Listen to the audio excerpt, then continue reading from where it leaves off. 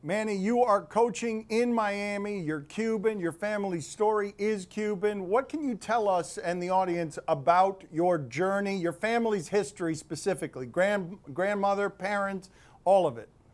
It's actually crazy. This past weekend marked the anniversary of when my father and his mother came to this country for the first time. I think it was maybe 55 years ago. He just texted me on Sunday to commemorate the day, and my story is kind of the Miami story. You know, my dad came from Cuba. My mom came from the Northeast. My dad was kind of the athlete in high school. My mom was a cheerleader at a different school, and they formed a romance, and I'm the result of that. What did the struggle look like for them and before them? Didn't one of the pivotal people in your life come to this country with like $10 on them? 10 cents. It was 10 cents. My grandmother, my abuela, came with 10 cents.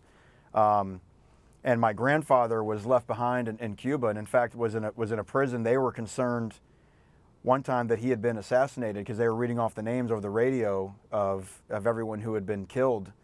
And they read off Manny Diaz, and it turned out not to be, you know, it's a pretty common name.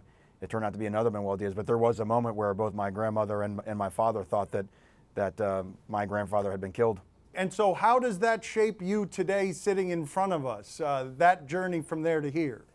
Well, when I hear stories of my dad taking my mom out on a date in a van that didn't even have seats in it, that they had to sit on milk carton seats, and then to be able to watch my father come up in the city and become an attorney and become more successful and then eventually, you know, to become the mayor, that's kind of the American story, right? That you can be anything you want to be, and that had to have some sort of impact when I was sitting here in Bristol and had this wild notion that, you know what, I can be a football coach, and what reason do I have to believe that I could be a football coach, let alone the head football coach of the Miami Hurricanes? But you kind of do the same thing. You kind of put your head down, you get to work, and you start getting after it, and then lo and behold, this is where you end up.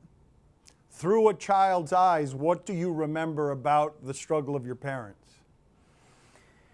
Just, you know, not having, but not complaining. I mean, that's what I remember. I mean, I just remember like just the value of work, you know, just the value of hard work. And I was never given an idea that we had less, you know, but it was always the idea that you could work for more. When did you realize that you had less, and how did you realize that you had less? It just, I don't know. I mean, just being a kid, and you'd go over to, you know, like a lot of Cuban families, you know, my father would still live at home with his parents, and, you know, and it wasn't in the biggest home or in the best community or anything like that, but it just, nobody cared. I mean, everybody was happy, and people came over, and there was just a communal aspect to it, and it was never even discussed. It was never brought up.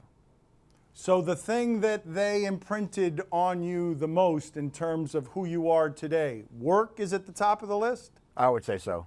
I would say just the value in work, the value of community, the value of family, you know, and that when one of us has success, we all have success, and how kind of the community, I thought, did a great job of taking care of each other and enjoying each other's successes. And so whether that be, you know, hey, somebody rented a house down at the Keys, guess who's coming over? Everybody's coming over, you know, and that was all kind of part of it. And so if I had them here, what would they be saying about what it's like to watch you coach this football team in this city?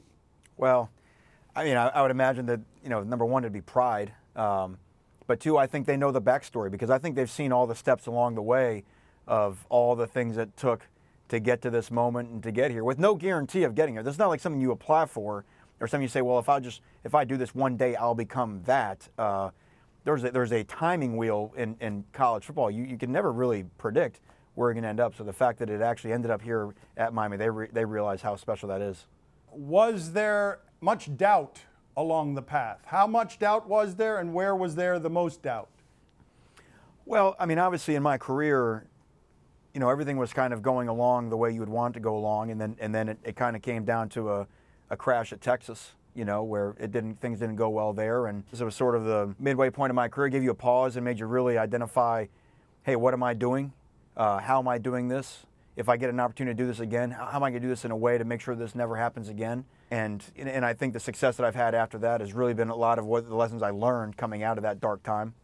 So tell me the most emotional moment. Manny Diaz standing at the University of Miami, wherever it is, where you find yourself crying with gratitude because you got through all of it and you're arriving at something that represents your dreams. Like where, I see the smile creeping on your face now. Like you're thinking of something specific. What are you thinking of there?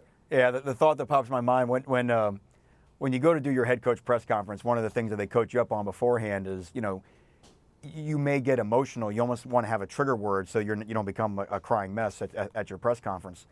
And so when I walked into the Miami press conference and I walked into that auditorium, the first person I saw in there was my abuela.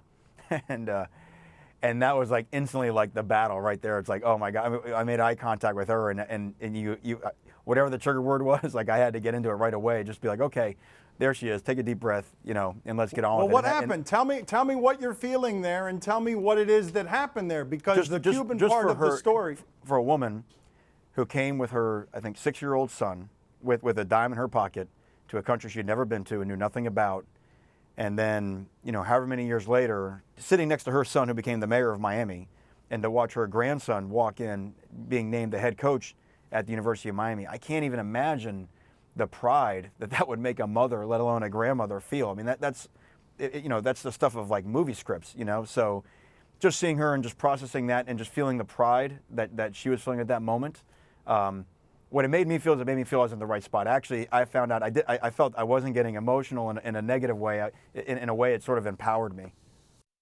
Thank you for watching ESPN on YouTube. For more sports and analysis, download the ESPN app, and for live streaming sports and premium content, subscribe to ESPN Plus.